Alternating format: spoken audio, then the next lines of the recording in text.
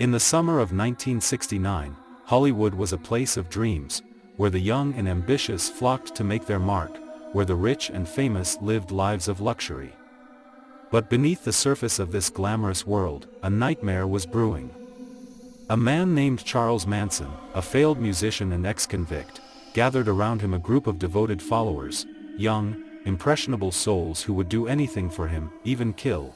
This is the story of how one man's twisted vision led to one of the most horrific crimes in American history.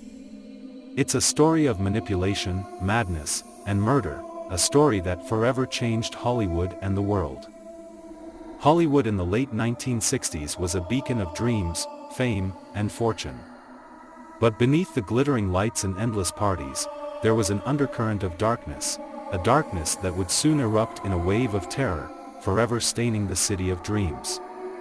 This is the true story of the Manson family, a cult led by a man who believed he was the harbinger of the apocalypse. His name was Charles Manson, and his followers would become infamous for one of the most gruesome crimes in American history.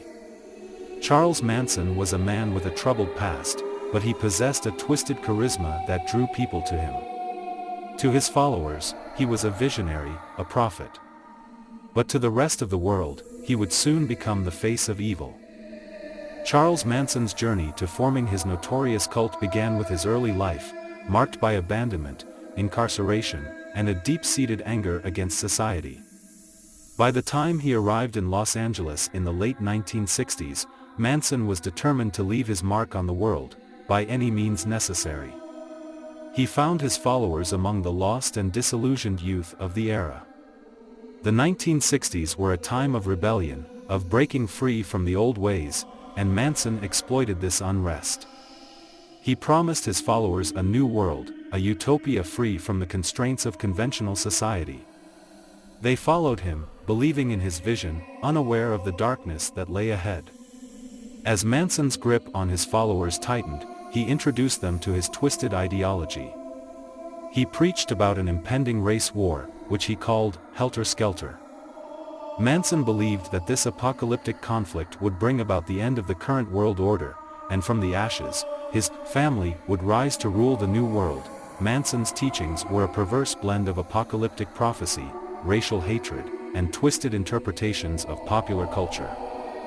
He drew heavily from the Beatles' White Album, particularly the song, Helter Skelter, which he believed contained hidden messages that foretold the coming chaos.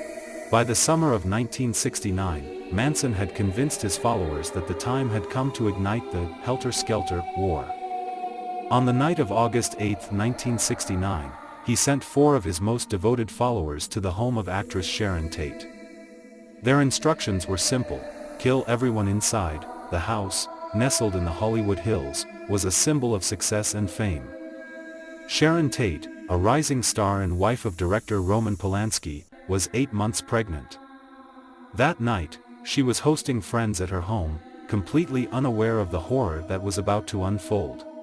What happened inside that house was an act of pure evil.